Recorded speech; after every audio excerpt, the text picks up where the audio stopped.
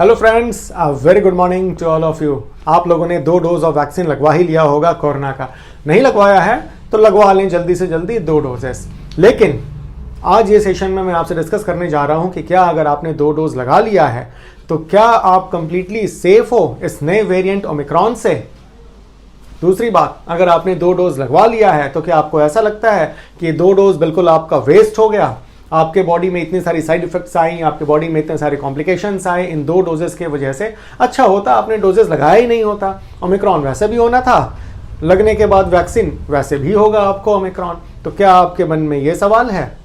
या तीसरा, कुछ ऐसा सवाल तो नहीं है आपके मन में कि 2 डोज हमने लगवा लिया है वैक्सीन का, 1 डोज और लग जाता तो ओमिक्रॉन से छुटकारा मिल जाता। तो इन सारे सवालों के बीच में मुझे पता है आज की जनता बिल्कुल पिस कर रह गई है, पता ही नहीं चल पा रहा है एग्जैक्टली कि क्या है ये वैक्सीन 2 डोज लग जाने के बाद भी क्या होगा आगे, ये किसी को नहीं पता है।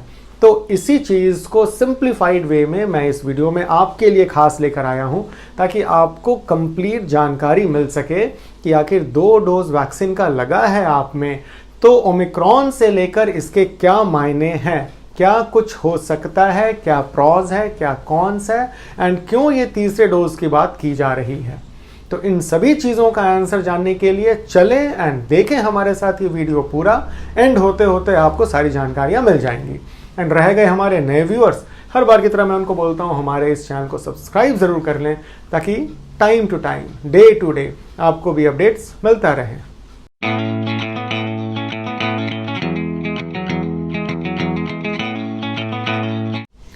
जैसा कि आप सबको पता है एंड मैंने पहले भी अपने पुराने वीडियोस में ये रिलीज किया है कि आखिर कोरोना वैक्सीन के 2 डोज का क्या मैकेनिज्म ऑफ एक्शन होता है। तो ये प्राइम बूस्ट इम्यूनाइजेशन पे काम करता है। प्राइम बूस्ट कहने का मतलब है जब आपने पहला डोज लगाया है तो आपके बॉडी के इम्यून सिस्टम का प्राइमिंग हो जाता है। तो प्राइमिंग के दौरान बी सेल से कुछ एंटीबॉडीज आपके सर्कुलेशन में घूमने लगता है एंड ये एंटीबॉडीज कुछ दिनों के बाद धीरे धीरे सर्कुलेशन से क्लियर हो जाता है। लेकिन आप अपने तय समय पे, नियत समय पे अगर आपने दूसरा डोज लगवा लिया है कोरोना वैक्सीन का तो ये आपके इम्यून सिस्टम को बूस्ट करता है। तो बूस्ट करने से क्या है कि कुछ सेल्स मेमोरी सेल्स में परसिस्ट कर जाता है और ये लेटर ऑन जाकर एंटीबॉडीज रिलीज करता है आपके बॉडी में अगर आप कांटेक्ट में आते हो कोरोना के तब। एंड ये बहुत लंबे समय तक परसिस्ट करता है, ईयर्स एंड ईयर्स आप में परसिस्ट करता है। इसके अलावे टी सेल्स का भी एक्टिवेशन हो जाता है एंड ये टी सेल्स भी आपके इम्यून सिस्टम का एक पार्ट है जो कोरोना से बचा कर रखता है। तो कहीं ना कहीं जब आप 2 डोज लगा लेते हो तो इस प्राइम बूस्ट टेक्निक के वजह से आप बचे रहते हो, आप प्रोटेक्टेड रहते हो कोरोना वायरस के अगेंस्ट। अब बात यहाँ ये उठती है कि अभी तक delta and delta plus variant पे तो काफ़ी रिसर्च हो चुका है कि जितने भी वैक्सीन हैं सभी डेल्टा एंड डेल्टा प्लस के अगेंस्ट अच्छा काम कर रहा है। लेकिन ये जो ओमिक्रॉन आया है, ये जो B.1.1.529 आया है जिसको WHO ने 26 नवंबर को वेरिएंट ऑफ कंसर्न नाम दे दिया है एंड इस वेरिएंट ऑफ कंसर्न होने की वजह से दुनिया भर में डर का माहौल समाया हुआ है कि ये तो वेरिएंट ऑफ कंसर्न है। मोर देन 50 म्यूटेशंस पाया गया है इस वायरस पे। खासकर आपको मैं बता दूं आपकी जानकारी के लिए 30 म्यूटेशन के करीब पाया गया इसके स्पाइक प्रोटीन पे एंड जिसमें से 10 म्यूटेशन तो इसका एक जो रिसेप्टर कॉम्प्लेक्स है उस पे पाया गया है। तो अब आप इसी से अंदाजा लगा सकते हो अभी तक जितना भी वैक्सीन बना था मार्केट में वो सभी स्पाइक प्रोटीन के अगेंस्ट काम करता था। एंटीबॉडीज जो भी रिलीज हो रहा था आपके बॉडी के अंदर वो स्पाइक प्रोटीन के अगेंस्ट काम करता था एंड वायरस को मार गिराता था। लेकिन यहाँ तो सिनेरियो ही कुछ डिफरेंट है।